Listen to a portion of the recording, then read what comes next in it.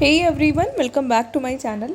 आज की जो वीडियो है you can see in my thumbnail, जो कि रिलेटेड है पीएसयूज़ का एज लिमिट इशू, जो अभी बहुत ही मेजर इशू रेज हो रहा है। ठीक है, तो इसके रिगार्डिंग मुझे काफ़ी मेल्स आए हैं दैट आप सपोर्ट क्यों नहीं कर रहे हैं। देखो, ऐसा नहीं है कि मैं सपोर्ट नहीं कर रही। मैंने एक इसरो आईसीआरबी का रिक्रूटमेंट आया हुआ था अभी साइंटिस्ट का 2023 में। ठीक है, उसमें भी आपको पता याद होगा 35 एज लिमिट से 28 कर दिया गया ऑल ऑफ सडन, बिकॉज उन्होंने अपनी पॉलिसी रिवाइज़ करी और रिक्रूटमेंट रूल्स रिवाइज़ करे, जो भी उसमें उन्होंने अमेंडमेंट्स किए, तो उसके बाद उन्होंने 28 कर दिया था। तो उस वहाँ पे मैं बताती हूँ, रुको, मैं उसके लिए मैंने ग्रुप भी बनाया था। तो ये आप ग्रुप देख सकते हो, ये मैंने कंडक्ट किया था कि इसरो आईसीआरबी साइंटिस्ट की एज लिमिट के इशू के रिगार्डिंग, जो कि 35 से 28 कर दी गई थी। और उस टाइम भी देखो, यहाँ पे सबसे बड़ी प्रॉब्लम जो है ना, वो यूनिटी की है। ठीक है, ऐसा नहीं है कि आपको आपका एज है तो आप सपोर्ट नहीं करो। कल को हो सकता है किसी भी इशू के वजह से आप भी उस फेज़ में जाओ, तब आपको वो समझ में आएगा। सारे लोगों को लगता है कि हम तो उस एज बार में हैं, तो हम क्यों इसमें पार्टिसिपेट करें या हम क्यों सपोर्ट करें, बिकॉज़ और कंपटीशन बढ़ेगा। तो ऐसा नहीं है। अब जब तक सारे में यूनिटी नहीं आएगी, तो ये मेरे अकेले के करने से कुछ नहीं होने वाला, ये भी मैं क्लियरली बता दे रही हूँ। या किसी भी चैनल को बोल लो, ठीक है, जो भी डिफरेंट चैनल डिफरेंट प्लेटफॉर्म्स इस चीज़ में पार्टिसिपेट कर रहे हैं, तो ये जो टाइम अभी आ गया है ना, ये यूनिटी का आ गया है। देखो, बेल में बीईएल जो है, वहाँ पे प्रोबेशनरी इंजीनियरिंग क्या है, तो वहाँ पे 25 एज लिमिट, जो कि काफ़ी कम है। एचपीसीएल ऑफिसर्स रिक्रूट करता है 25 पे। और ओएनजीसी में सबसे बड़ा इशू देखो, ओएनजीसी ने किया 30 से करके सीधा 26 कर दिया। तो ये सब आप जब अमेंड करते हो, मेरा ये है कंसर्न कि बिफोर अमेंडमेंट आप एक अपना प्रॉपर नोटिस रिलीज़ करो that yes policy has revised. तो इंजीनियर्स का है ना, जो उस पीएसयू में जाने का, वो उम्मीद ही छोड़ दें। मतलब अब जो 26 का हो गया है, उसको लग रहा था कि हाँ ओएनजीसी इन केस अगर आ गई तो वो उसे पार्टिसिपेट कर लेगा, बट अब वो नहीं कर सकता, because they have reduce the age limit from 30 to 26।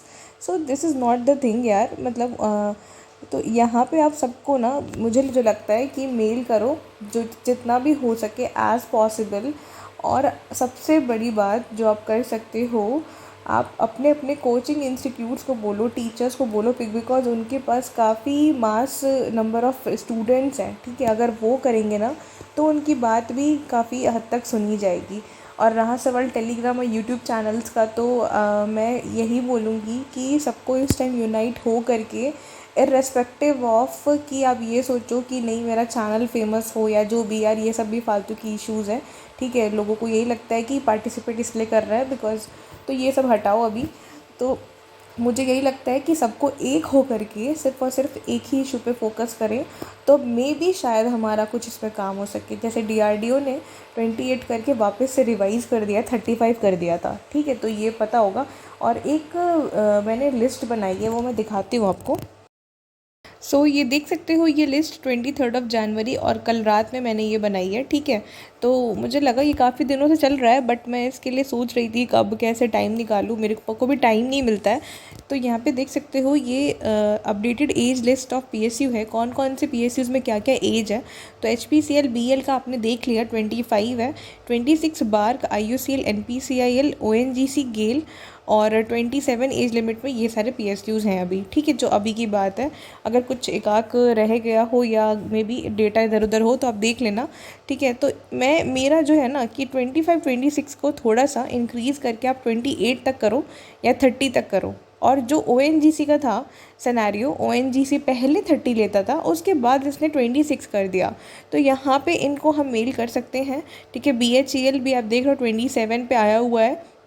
तो जो लोग ऑन द वर्ज ऑफ हैं 27 या ओवर हो चुके बाई सम डेज़ और बाई सम मंथ, तो उसके लिए भी काफ़ी प्रॉब्लम हो सकता है। बिकॉज कोई इंसान, कोई इंजीनियर हो सकता है अपने घर का, ही इज़ द और she is the only one person of, मतलब जो जो उम्मीद हो उस घर की, है ना, जो उसके पेरेंट्स वेट कर रहे हो डेडिकेटेडली कि कब मेरा बच्चा या जो भी है वो उसकी जॉब हो और उसकी वजह से उसका पूरा घर उस पर डिपेंड हो। तो ये बहुत बड़ा इशू है, ठीक है। एक स्टूडेंट का भी मेरे पास मैसेज आया हुआ था, तो ही वॉज सेइंग दैट कि उसके पास उसके घर में सिर्फ वही अर्निंग पर्सन है और उसका एज 30 हो गया है, ठीक है। वो अब उसके पास अब कोई ऑप्शन नहीं बचा। तो अब मेरे को अब आप ये बताओ कि अब इस केस में वो क्या करेगा।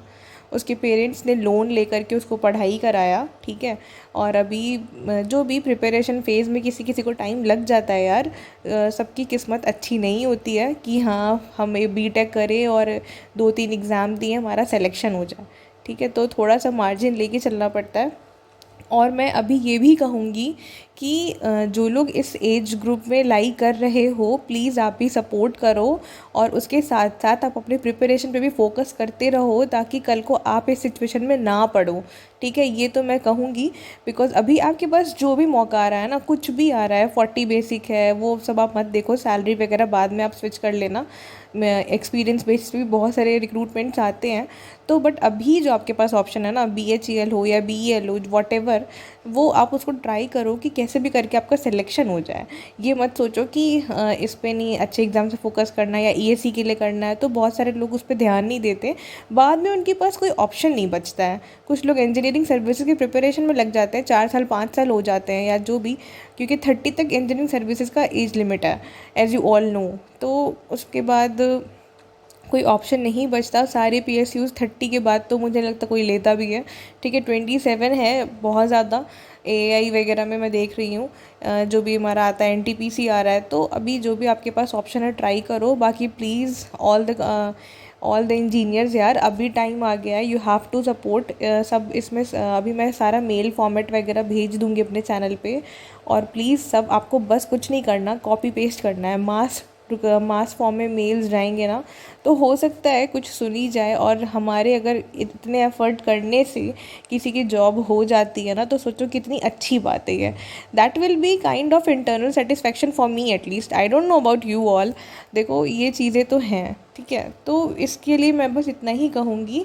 अब मैं यही करने वाली हूँ। बाकी अगर मैं देखती हूँ किसी से कांटेक्ट करने का भी, अगर मेरे कांटेक्ट में कोई होता है तो कुछ इससे रिलेटेड कुछ भी आगे होगा, मैं अपने चैनल पे अपलोड करती रहूँगी, ठीक है।